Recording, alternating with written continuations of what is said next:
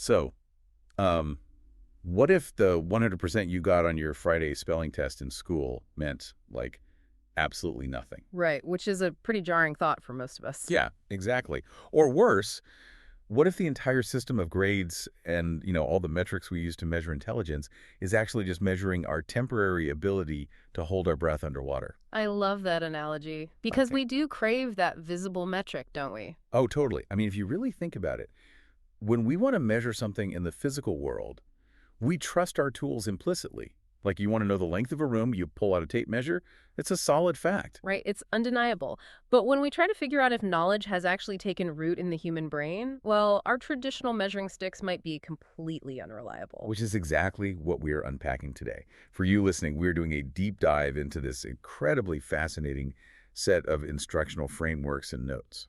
And the context of these sources is really what makes them so compelling. They were originally designed for parents who are homeschooling their kids. Yes. And by stripping away the industrial architecture of a traditional classroom like the standardized tests, the rigid pacing, the crowd control-less framework forces us to look at the raw biological mechanics of how a human being actually acquires knowledge. Yeah, because when you remove that institutional scaffolding, you can't just hide behind a letter grade. No, you really can't. You have to face the actual mechanics of learning. So the overarching theme of the materials we're looking at today is that our traditional models of learning, they focus really heavily on compliance Right. and short-term performance, rather than genuine mastery. So our mission for this deep dive is to decode this blueprint. We're going to examine why we need to ditch concepts like memorization and busy work and look at how to guarantee that true learning actually sticks. Because the truth is, whether you are trying to teach a 9-year-old math or you are trying to upskill in your own complex career, the mechanics of the brain remain exactly the same. Exactly. So, okay, let's unpack this. We have to start by dismantling what the notes call the illusion of learning. Right, which is this false belief we all hold that a good grade equals permanent comprehension. Yeah, because consider the mechanics of short-term memorization. If you score 100% on a spelling test on a Friday, the system records that as mastery. But if you take that exact same test 2 weeks later with no review and score at 20%, what did that original grade actually measure? It just measured your capacity to temporarily juggle information. Precisely. It's kind of like cramming all your belongings into a closet and leaning against the door so it doesn't burst open while a guest walks by. You haven't organized the room, you've just temporarily hidden the mess. That is a highly accurate way to visualize it. Neurologically speaking, you are just holding information in your working memory, or at best, very fragile short-term memory. Right. So that grade just told you what you could perform in a highly specific 5-minute window. It offered zero predictive value regarding what neural pathways would remain intact by the following Monday. Wow. So to replace that broken grading system, this framework introduces something called the 4 levels of skill. And it completely redefines what progress looks like. It really does. The levels are discover, learn, execute, and teach. But the way these words are used in the source material is very specific, isn't it? Very specific. So level 1, discover, is merely exposure. You've heard a term or seen a concept. Okay, makes sense. Then level 2 is learn, and this is actually the trap level. Wait, why is it a trap? Because in this framework, learn means you can get the right answer, but only with assistance. Like you can solve the equation, but only if you have your notes open or if the teacher is guiding you step by step. Oh, wow. Which seems to be exactly where most traditional training stops. You complete the worksheet with the formula sitting right in front of you, Yeah. You get the answers right, you receive a check mark, and you move on. Exactly. But that's assisted performance. It's a total illusion of independence. It relies entirely on external scaffolding. So how do you break free of that? To achieve actual cognitive independence, you have to push to level 3, which is execute. This means you can perform the skill consistently with no prompting, no notes, and crucially, you can apply it to novel problems. Your brain has internalized the pattern. Right, but even level 3 isn't the ultimate goal. The pinnacle of this architecture is level 4, which is teach. Yeah, and there's a brilliant story in these notes that perfectly illustrates level 4. It's about 2 brothers, Tyler and Jackson. Oh yeah, the multiplication story. Right. So Jackson is 9 years old, and he's completely stuck on a basic multiplication problem, 5 times 5. And Tyler, the older brother, he doesn't just hand him the answer of 25. Because that would just be giving him the answer to memorize. Exactly. Instead, Tyler grabs a whiteboard and physically draws out 5 distinct groups of 5 dots. He maps out what the abstract concept of times actually means in the real world. Which requires a very deep understanding. Yeah. Watching Tyler do that, no multiple choice test was needed to prove Tyler understood multiplication. His ability to restructure his own knowledge and transmit it to a novice was the absolute proof of level 4 mastery. Because the ability to teach requires you to deconstruct a concept, anticipate the gaps in another person's understanding, and dynamically rebuild the concept in real time. Which you just can't do if you've merely memorized a fact. Going back to my earlier thought, memorizing is like holding your breath underwater. Teaching the material is like actually learning how to breathe underwater. I really like that. And what's deeply shifting about this framework is how it redefines failure through something called the redemption principle. Right, because in a traditional system, a wrong answer is penalized with an F in a grade book. It's like a permanent stain. But in a system built on these 4 levels of mastery, an F does not exist. There's only not yet. You simply haven't reached level 3 or 4 yet. The mistake isn't some huge character flaw. It's just a GPS coordinate telling you where you are on the map. Exactly. It removes the punitive anxiety from the learning process. But, acknowledging that teaching is the ultimate goal naturally leads us to a practical problem. Which is how we actually get there. Right. How do we systematically move someone from level 1 to level 4? Because handing someone a textbook and hoping for the best clearly doesn't work. And that brings us to a really sharp distinction the framework makes between a topic and a skill. This fundamentally changes how you design a task. It does. So reading is a topic, but reading fluency is a skill. Math is a topic. Multiplying 2-digit numbers is a skill. And this distinction is crucial because it exposes the massive inefficiency of what we call busywork.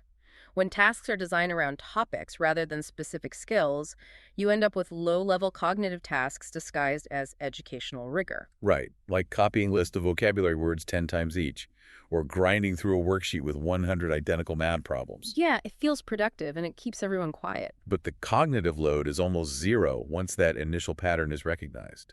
Exactly, because copying a word 10 times only builds the physical motor skill of copying.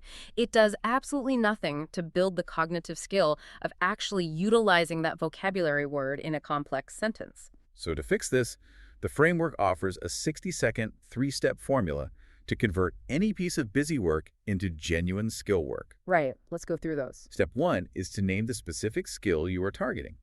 Step 2 is to push past level 2 by taking the book away. Remove the safety net. And step 3 is to add retrieval. So let's break down the mechanics of why that works, using your example of the 100 mindless math problem. Yeah, please do. The conversion formula says instead of 100 problems, do just 10, but vary the difficulty across 3 different levels. And here is the crucial step: the learner must explain the hardest problem out loud. Oh, so they have to actually articulate why the underlying formula works. Right. Or, if they're reading a chapter, instead of letting them answer 5 open book questions at the end, force them to close the book entirely and teach back the core thesis of the chapter.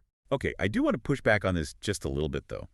When we look at high performance in other domains, repetition is the gold standard. Sure. Like a basketball player will shoot 1,000 free throws. A pianist will play the same arpeggio 1,000 times. If practice makes perfect in those arenas, why is grinding out 100 math problems considered so bad here? That is a very common point of friction, but it requires us to separate motor cortex execution from prefrontal cortex problem solving. Okay, go on. When a basketball player shoots 1,000 free throws, they are refining a physical neuromuscular pathway. But cognitive learning is different. When you do 100 identical math problems, by problem number 11, your brain has recognized the pattern. And it just shifts into autopilot. Exactly, to conserve energy. You are no longer thinking, you are simply executing a closed loop. So you're basically building speed, but not depth. Precisely. Active cognitive retrieval, forcing the brain to pull information from memory without a textbook in front of you, and then having to verbally articulate the why, that forces the creation of much deeper, more complex neural networks. That makes total sense. It's the difference between walking down a paved road versus having to hack your own path through a dense forest. Hacking the path is slower and harder, but you will intimately know the terrain afterward. Okay, but here's where it gets really interesting. Let's say a learner successfully hacks that path. They hit level 4 today, they close the book, they do the active retrieval, they teach the concept back perfectly. Right. Why is it that 38 hours later, they can look at that exact same material and draw a complete blank? That implies reaching level 4 isn't a permanent state, which is incredibly frustrating. It is frustrating, but only if we misunderstand the biology of memory. We are completely conditioned to view forgetting as a failure, a glitch in our cognitive software or a sign of poor intelligence. Right, like we did something wrong. But the neuroscience shows that forgetting is actually a highly efficient biological feature. Yeah, and this goes back to the foundational research of Hermann Ebbinghaus and the modern replications of his work, like Yeah. that 2015 study by Murren Droz. Yes, the forgetting curve. They mapped out this forgetting curve, and the data is just staggering. Right. Roughly half of what a human being learns fades within the first 24 hours. Half of it. Just gone. And we have to ask why the brain does this. Maintaining neural connections requires metabolic energy. The brain is an energy-intensive organ, and it is ruthlessly efficient. So it's basically clearing the cache. Essentially, if it doesn't receive a signal that a piece of information is critical for survival or frequent use, it begins pruning those synaptic connections to save energy. Forgetting is a feature of metabolic efficiency. Which means the absolute worst thing you can do when someone forgets a concept is to get frustrated and aggressively reteach the entire lesson from scratch. It's like punishing the brain for doing its job. Exactly. Reteaching from scratch wastes time and it spikes frustration.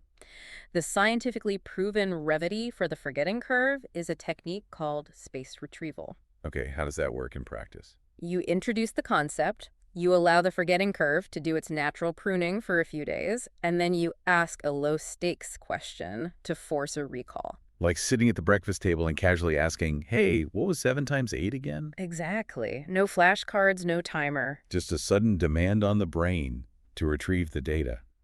It makes me think of building muscle. You don't actually build muscle while you're at the gym lifting heavy weights. Right, you're just creating micro tears in the tissue. Exactly. The muscle is built during the recovery days while you're resting. Hmm. In this context, the brain needs time to slightly degrade the memory so that the retrieval muscle has to strain to pull it back to the surface. That is an excellent analogy. Because if you review it immediately, there's no strain and therefore no growth. The harder the brain has to work to retrieve the memory, the stronger that subsequent neural connection becomes. It signals to the brain, hey, this information is being demanded again.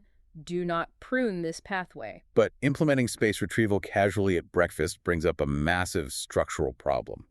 If we abandon formal quizzes and written tests, how do we actually track progress? That's a fair question. How do you know if you are moving someone through the 4 levels if you aren't grading them?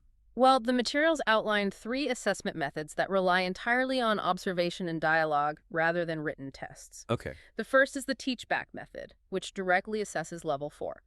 You simply ask a learner to explain the concept to you as if you were a complete novice. And the second is the week later check, which tests level 3 retention. So 7 days after the initial learning, you casually ask them to execute the skill without any warm-up or review. Right. And the third is the new situation test, where you observe if they can map the concept onto a totally unexpected real-life scenario. But these test-free assessments come with a critical caveat. To make them work, the environment must be what the framework calls a judgment-free zone. Yes, and if you violate the rules of this zone, the entire assessment collapses. Reading about this actually highlighted a major flaw in my own communication. Oh, really? Yeah. Here is my dilemma. Right. If I ask someone to teach a concept back to me, whether it's a colleague explaining a project or a kid explaining math, and they say something that is fundamentally factually incorrect, my immediate burning instinct is to jump in. To fix it right away? Yes. I want to interrupt and say, wait, no, actually it's this. If my goal is to help them learn, why shouldn't I correct the error in real time? Because the moment you interrupt to correct them, you trigger a physiological shift. You transform a safe cognitive exercise into a high-stakes evaluation. Ah. The amygdala activates, cortisol levels spike slightly, and their brain shifts from a state of open problem-solving to a state of social preservation. They realize they are being judged. So they stop trying to logically work through the problem, and they just start throwing out guesses to make the uncomfortable correction stop. Precisely. They will tell you whatever they think you want to hear. So to prevent this, The framework provides a simple rule. Say this, not that. Okay. Instead of interrupting with close, but actually it's this, you bite your tongue, you let them finish, and you respond with curiosity. You say, interesting, what made you think that? Or walk me through your logic on that last step. So you're treating their mistake as raw, neutral data rather than a failure that requires immediate policing. And the beautiful thing about asking them to explain their logic is that very often the act of verbalizing it causes them to catch their own error. Self-correction is an infinitely more powerful learning event than being corrected by an authority figure. Okay, but what happens when things still go wrong? Let's say you've done everything perfectly. You converted the busy work to skill work. You spaced out the retrieval. You created a pristine, judgment-free zone. And the learner is still staring at you with a completely blank expression. Yeah, that's tough. The emotional weight of hitting that wall is incredibly heavy. The immediate assumption is usually either they just aren't smart enough to grasp this, or I'm a terrible teacher. It is a heavy feeling, but the research provides a deeply liberating alternative perspective. When a learner hits a hard wall like that, the barrier is almost never their innate intelligence, nor is it your baseline capability as a teacher. And what is it? The problem is usually the delivery channel. Which naturally leads into the debate about learning styles. We hear this constantly, right? I can't learn this way, I'm a visual learner, or she's an auditory learner. Right, it's everywhere. But the notes cite some very specific research, particularly the 2008 study by Pashler and his colleagues, that completely dismantles this idea. The concept that a human brain is hardwired to learn exclusively through one dominant style is a myth. It is a remarkably persistent myth, mostly due to confirmation bias. People prefer certain inputs, sure, but that doesn't mean their brain can only process information that way. Right. The actual cognitive science relies on concepts like dual coding theory. This theory explains that our working memory has separate, parallel processing channels for visual and verbal information. Meaning you aren't overloading the brain by using both. You're actually maximizing its capacity. Exactly. The solution isn't to find the one magical learning style for a specific person. The scientifically backed approach is multimodal delivery. It's about broadcasting the information across multiple channels simultaneously. The examples given in the framework make this so clear. If you are teaching fractions, you don't just stand there and verbally explain numerators and denominators. That's a single auditory channel. It's too thin. Way too thin. Instead, you physically cut a real pizza, engaging the visual and hands-on channels while simultaneously asking verbal questions. Or if you're teaching history, you don't just read aloud from a textbook. You watch a short video clip, you physically act out the scene in the living room, and then you write a single sentence summarizing the event. By activating the visual, auditory, and kinesthetic pathways at the exact same time, you provide the brain with multiple, distinct hooks to grab onto the concept. If the auditory pathway doesn't connect with their current cognitive state, well, the visual or kinesthetic pathway will. It's less like trying to tune into a specific radio station and more like weaving a rope. Oh, I like that. Yeah. If you only explain a concept verbally, you are handing the learner a single thread. It can snap under the slightest pressure. But if you add a visual element and a physical action, you are braiding 3 threads together. The memory becomes a thick, durable rope that won't easily break. That's a great visual. The problem was never the learner's brain. The problem was that a single thread just wasn't strong enough to hold the weight of the concept. That is a perfect encapsulation of why multimodal delivery works. And when you utilize that braided approach, you naturally accelerate the learner's journey through the 4 levels of skill. It really is a complete paradigm shift for anyone who has ever had to learn or teach anything. So what does this all mean? We've covered a massive amount of ground today. We really have. We started by breaking the illusion of grades and recognizing that temporary memorization is just holding our breath. We walked through the 4 levels of skill, culminating in the ultimate test, the ability to teach. We explored how to convert mindless busy work into cognitively active skill work in 60 seconds. We also look deeply into the biology of the forgetting curve, understanding that forgetting is a metabolic feature, not a bug, and why spaced retrieval is the necessary fix. Right. We examined how to assess understanding without triggering a cortisol response in the judgment-free zone, and finally, how to bypass the frustration of a blank stare by weaving a multimodal rope. It changes how you view every interaction where information is exchanged. It does. And to leave you with one final thought to mull over, we spent this time discussing how these frameworks apply to human brains. But consider the rapidly advancing landscape of artificial intelligence. Oh, wow. Yeah. Right now, AI can instantly execute almost any level 2 or level 3 task you give it. It can solve the complex equation with the manual open. It can execute the code independently. It can do the execution perfectly. Yes, which means, as we look toward the future, the ability to simply execute a skill will no longer be a competitive advantage. Because the machines already have that covered. Exactly. If AI owns level 2 and level 3, then the only truly future-proof, irreplaceable human skill left is level 4.